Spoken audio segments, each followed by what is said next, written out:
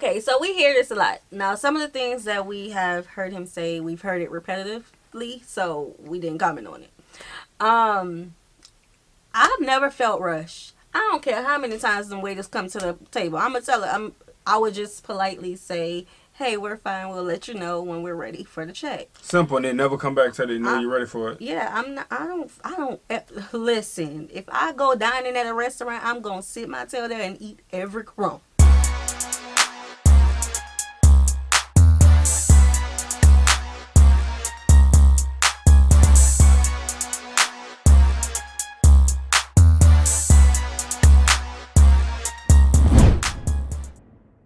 What's good, y'all? It's the Demouchet REACT, and we're back with another video. Who we got today, C? Today we're back with another American reaction. Super excited about this video. If you're new to us and we new to you, make sure you scroll down, hit that subscribe button, and turn on the post notification bell because we're on the road to 200K. And we cannot get there without you guys, all right? Join the family. Without further ado, let's get into the video. What's up, everybody? Welcome to the channel. It's the real Juan here.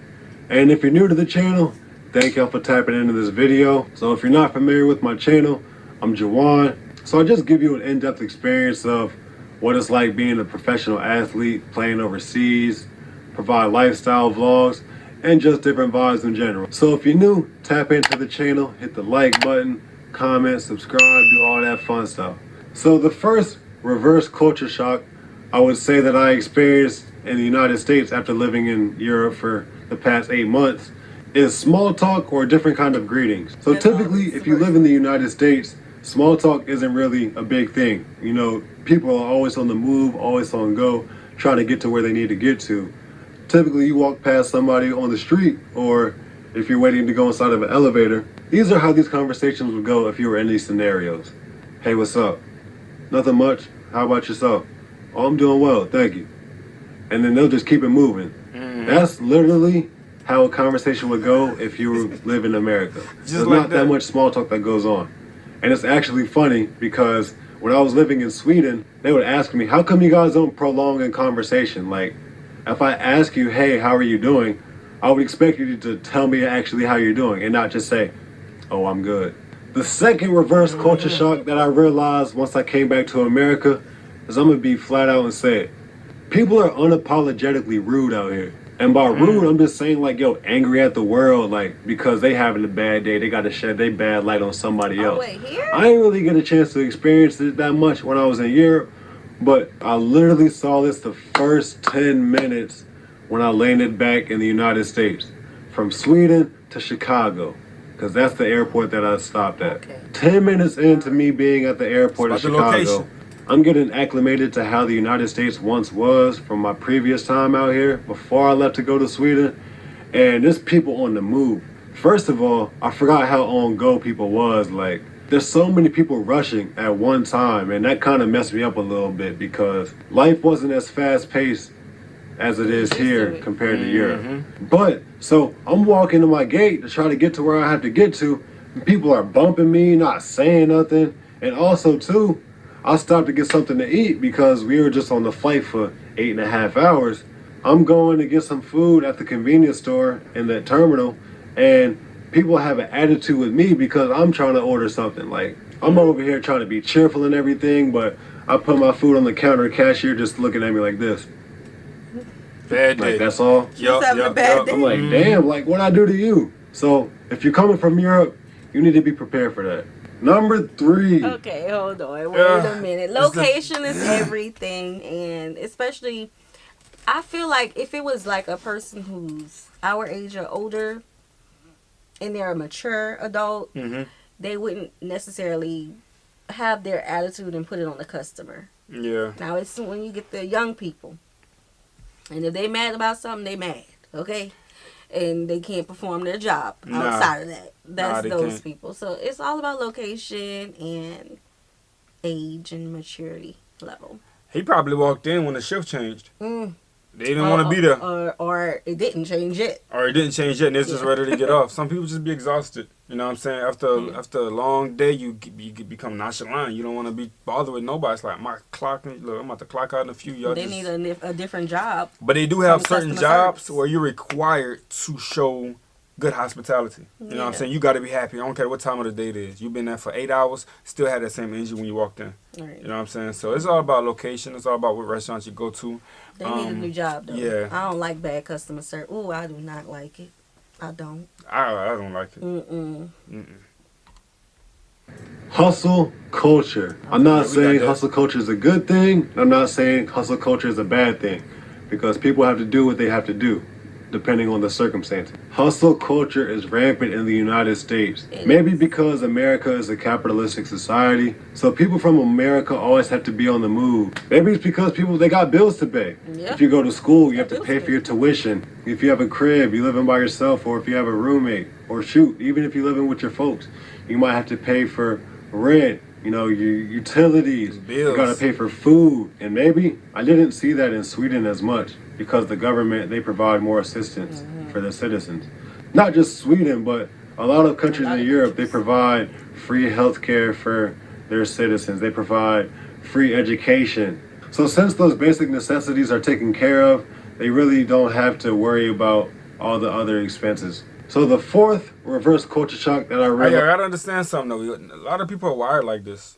They don't come up in the families to where they can just like live to the maximum freedom of not having to grind. You know what I'm saying? So a lot of us are wired like that to where we have to wake up in the morning, get 2 jobs, go to school, make sure that we're about to get a nice degree, whatever it is we're going to get, and be a change for not just ourselves but for our families. You know what I'm saying? So it's just kind of like the aspect of some of us, but not everybody's born into a family where life is just given to you. Right, and that's the problem with American culture. It is.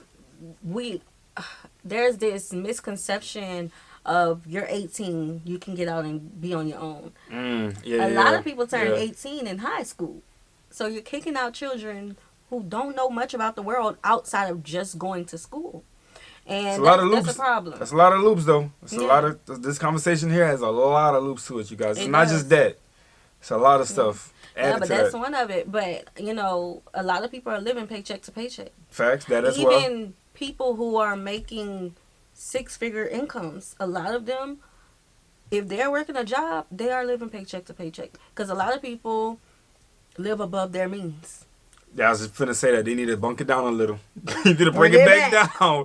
Because while you in that big old house and you don't got no car in your garage, while you in that nice little apartment and then you got that little big lavish car in your parking lot, like, you got to put your priorities in check. It's like, you know what I'm saying? Like, because a lot of managers would be working these nice jobs and they don't have it. Like, they're really living paycheck to paycheck still. You know what I'm saying? Because they're thinking, I hate to try to keep up. Like, if I have it, I have it. But at the same time, I know how to sit. You know what I'm saying? And just wait until I feel like it's a season for us to move and whatnot. Right. So. We ain't trying to keep up with the Joneses. Heck nah. Do your thing.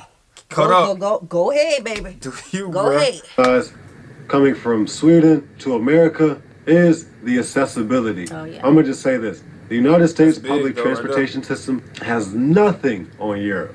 Like I told y'all, I lived in a super small city in Sweden, and that city was called Shopping. Fun fact, Shopping was actually voted the #1 most boring city in Sweden, which is crazy. And I lived there for 8 months. I didn't have a bad time. I made the most of my opportunity, but I was able to travel to different places all throughout the country because of the elite public transportation system.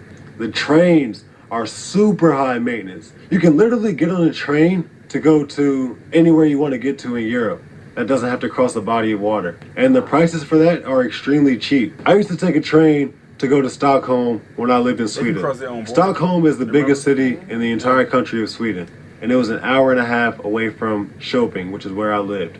To get from Shopping to Stockholm and Stockholm back to Shopping, the entire price for me to do that was $25, which is extremely cheap. And mind you, the trains were super nice. They had 2 levels. The Wi-Fi was popping on there, and they were clean. And also, the city buses in Sweden, they were clean. and they had Wi-Fi, and it was cheap as well. I live in a small city now in Delaware, so the transportation really isn't as prevalent as I noticed back in Europe. I don't really see the bus too often. I rode the bus one time, and it was dirty. Yo, that joint was disgusting. Like, I didn't want to touch anything. And also, there was no Wi-Fi on the bus. And like I told y'all before, people are rude. The fifth reverse culture shock I noticed is the lifestyle. We don't promote healthy lifestyles here in America. If you go on any street, any corner, you're bound to find a fast food chain. Whether it's McDonald's, Burger King. Wait, hold up. We got to put it on and put it on. We got to give props to our Californians. Okay? They got it for the whole country. They got it. Everybody else, not so much. But we gotta lift up our people that helps. Yeah. We like home cooked meals though. The facts. Chick-fil-A, Wendy's, Five Guys. You know, I just named 6 fast food restaurants right there. And there's plenty more to choose from. Like I told y'all before, in the last point, everybody has a car. You have to drive to get to where you want to get to. And there's also fast food that is available for you at your convenience, which isn't a great recipe for your health. And this goes to show you which is why America is one of the most obese countries in the entire world. And in my opinion, I just think it's going to get worse because we're not promoting healthy lifestyles for ourselves. You know, comparing it to Europe, there were fast food restaurants. We had a McDonald's and we had a burger place in my town. Those were the only 2 fast food restaurants that we had in my entire city. But like I said, everything was accessible there, and people were walking to work. People were riding their bikes to work. And just that promotes healthier lifestyles for you because you're getting your exercise in by walking outside or riding your bike to and from work, wherever you go. And that's normal over there. And you don't see too many people who are obese or overweight because they're using certain techniques to keep them in shape and ultimately keep them away from the doctor and keep them healthy. And the last culture shock that I realized from being back in America, yo, the food is trash. Like, trash. I feel like he's saying it has right nothing compared to Europe. Call me biased if you want. But I lived there for 8 months, and I'm a picky eater. I was one of those chicken tenders and fries guys whenever I go to a restaurant because I was too picky to eat anything else. Yo, I went over to Europe, and my palate changed dramatically. Like, I eat almost everything now. Mind you, I still got work to do. I'm still afraid to try some foods here and there, but for the most part, I can eat a lot of stuff that I normally wouldn't eat before if I lived in the United States. And that's because the food over there is made with fresh ingredients compared to the States. And in the United States, they insert all of these chemicals into our food, and that takes away from its natural state. You know, but in Europe, I actually noticed that there were some candies and foods that were banned due to the fact that there were other chemicals and stuff that we're not supposed to be eating in our foods. So, the food hits different in Europe. Like, I used to go to the grocery store every week when I was in Europe. And just off of this alone, like, I ate so much bread because it tasted so good. Like, I used to get blueberry muffins and a loaf of bread that was baked on the same day, and it was fresh. That would be my go-to. I'd get like 2 or 3 blueberry muffins and eat them in one sitting and not care. And also, too, when you dine in restaurants in the States, you know, your server, you know, they bring you to your table. And pretty often, they check in on you. They have to bring you your beverages. They bring you your food. And they just check on you from time to time to make sure everything is all right. It kind of makes you feel rushed in a sense. Prime example right here. I went to this Mexican restaurant with my folks. You know, we was having a good time and everything. And the waiter just kept coming in to check on us. You know, maybe they don't think they're doing anything wrong because that's probably what they're taught in the training. It just makes you feel like they're being rushed when the server is constantly coming to you and asking you if everything's okay. Especially when it's pretty busy in the restaurant too, because it makes you feel like you're rushed and they're trying to get you out of there so they can serve the next party. And also another thing, when you dine in at restaurants in the United Okay, so we hear this a lot. Now, some of the things that we have heard him say, we've heard it repetitively, so we didn't comment on it. I've never felt rushed. I don't care how many times the waiters come to the table. I'm gonna tell her. I would just politely say, "Hey, we're fine. We'll let you know when we're ready for the check." Simple, and they never come back till they know you're ready for it. Yeah, I'm not. I don't. Listen, if I go dining at a restaurant, I'm gonna sit my tail there and eat every crumb. I respect that they do come and checking out kids a lot too, and they be yeah. like, "Do you guys like?" They mainly ask if you want refreshers. Yeah, yeah. Do you want another drink? Do you want another drink? Do you want another drink? Refill. That's it. I mean, other than that, I don't feel rushed either. I don't feel like they're trying to kick us out. I don't feel like they're trying to give us like you guys got to give y'all seat up in a minute. Like I don't know how much longer y'all gonna be here. Y'all loud. Nah, it's never that, bro. Yeah. And with the food, bro, it's like we learned a long time ago to get away from certain fast foods, to stop eating certain fried foods, and like we got everything kind of like how we like it at this point, because we do cook a lot. And I do know that chemical foods do play a big role on your mental, and it can kind of like have you off balance a lot if you don't realize it. You know what I'm saying? So after definitely. not eating a certain amount of food and certain styles of food, I've seen a big change in all of us. Yeah, even the water. Even the water. So that's why you have to, like, there's not just one option for you to get. In Texas, there's so many farmers. Like, I'm a part of so many groups of people who's like, okay, I just got this. I don't know the correct terms, but like, you know, they just slaughtered a cow. I got this much meat, and it lasts. You know, so even there's when we was options. in Lake Charles, it was like that. We Yeah, would with get our our fish fish. and stuff, Yep, we get our fish fresh. Yeah, so you gotta. It's not about where you going, it's like who you know. You know what I'm saying? Because you can pass all these restaurants up, yeah, they're there, but you don't have to pick from there. You can always go to another spot that is more local, more farm based, and you get like real fresh food without all that extra stuff in there. So right, and y'all, fast food. I'm talking to our Americans right now. Fast food, that's not your only options. If you didn't cook, you know, you busy, go get takeout from a restaurant. Leave the fast food alone, please.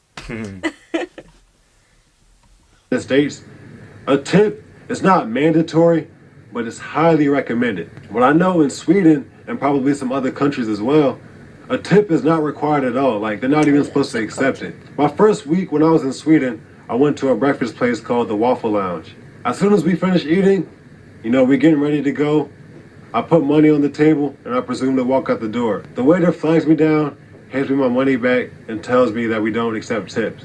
And I was kind of shocked because just being in America, that's something that traditionally we're supposed to do. So these were the 6 differences that I noticed from coming back to the United States after living in... Not bad. Yeah, again, we heard a few of these already. Like, very, very beginning of our reactions. Like, when people was living abroad, the TikTok videos from you guys in the comic sessions, the videos you guys sent in. So we hear a lot of this, and it's not new, man. This is definitely real spill. He's telling facts. Yeah, he's telling facts. Yeah, and the good thing about it is, you know, we are preparing for our journey abroad, but you all, by doing all these videos with us, and you know, in the comment section, y'all have taught us some things that we implement now into our culture, the Demouchet culture. Man, this is bigger than us watching you guys. This is a lot that it's a lot. Yeah, we listen to y'all. Y'all know we be going back and forth sometimes, but we be like, we gonna listen. Come on, man. For real though, it's a big family reunion almost. Yeah, so we hope you guys enjoyed this video with us. Like this video, subscribe, turn on the post notification bell. We have enabled our super thanks if you like to support the channel that way, as well as our reaction request form is in our description box below. We'll see you soon. Peace.